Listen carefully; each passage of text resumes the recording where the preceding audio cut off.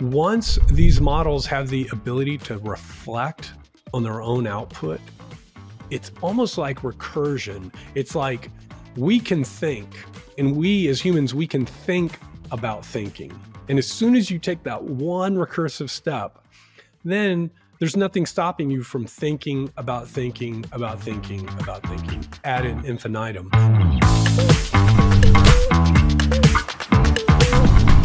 I want to talk a little bit, though, more about the timing. So you keep going back to kind of the 2012 era.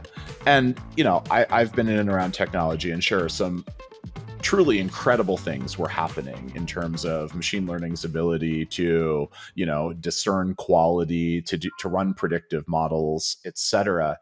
But I will say, I feel like sort of the public vibe and sentiment around AI really did shift with the transformer models, with, sure, Yes. actually, yes, Chat GPT, but even the playground models, right, that came out around the OpenAI playground, right, with GPT-2. Like, that was the moment as I got into the playground where I started to think about, okay, this is a different form of intelligence than a predictive ML model.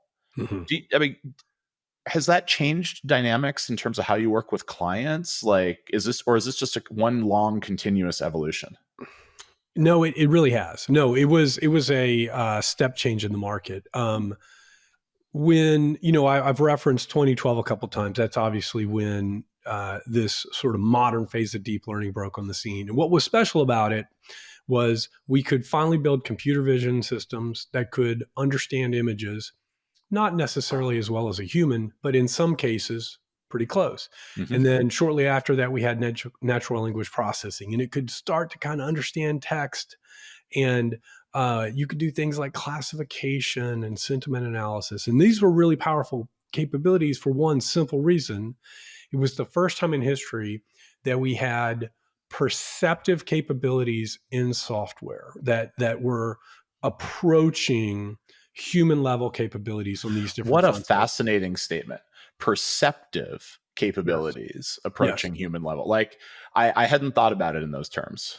Yes, exactly. And it's, I think we, all of us, think about intelligence when we think about AI. It's in the name itself.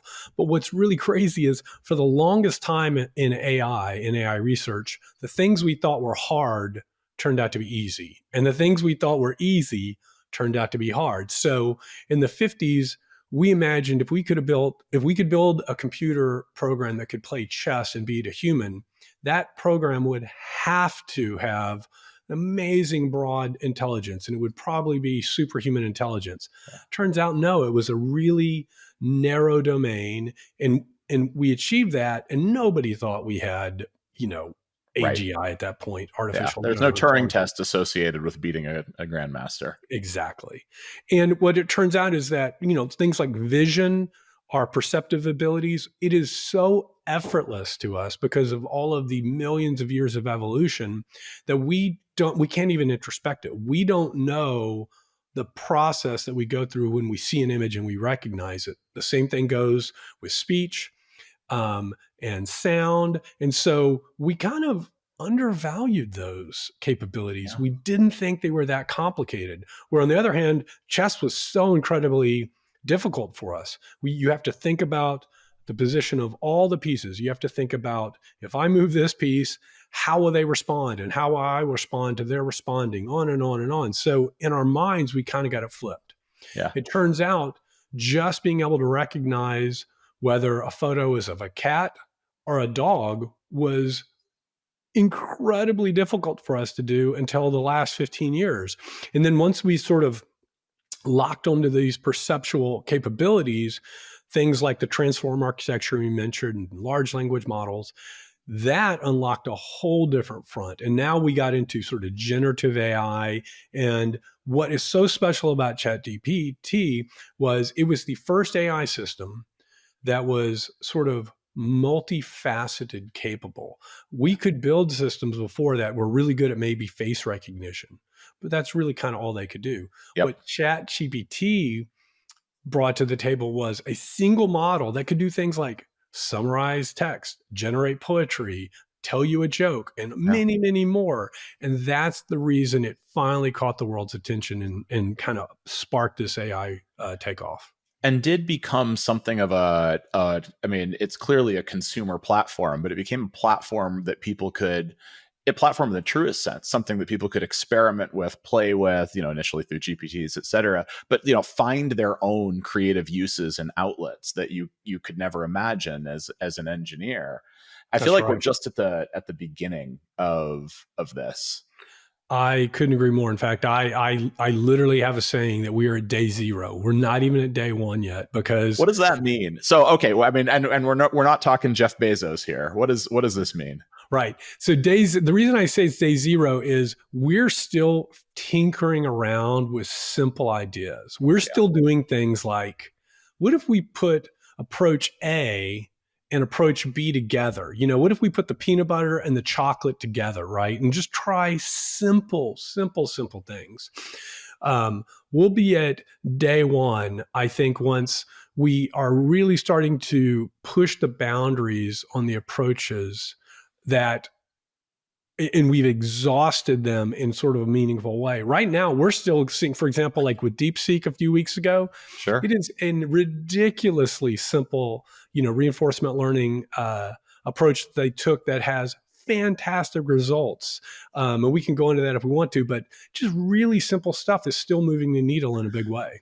And so when you're talking about day zero, you're talking about from a computer science and research and engineering perspective, for Yeah. sure. What about from sort of a societal and adoption perspective?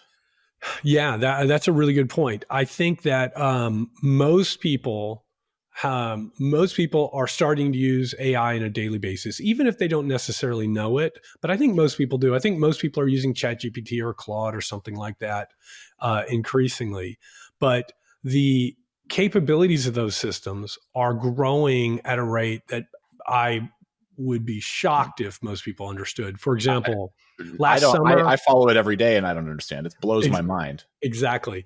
Last summer, there were no reasoning models, and a reasoning model is one that doesn't just generate its output. It will basically talk to itself. It will think Yeah, out loud. Um, take an those agent models approach have, within the own model. yes, and those models have gone from being laughably bad at math and things like, if you said uh, how many letter R's are in the word strawberry? You just, famously terrible, terrible ability to reason that. Now we have these models just 6 months later that can solve, math Olympic level algebra and calculus and geometry. And we have models that can do really, really, really complicated analysis and introspect on their own output. And what's so important about that is once these models have the ability to reflect on their own output, it's almost like recursion. It's Yeah, like we can think, and we as humans, we can think about thinking. And as soon as you take that one recursive step, then there's nothing stopping you from thinking about thinking about thinking about thinking ad infinitum. it's just And we're it's just compute.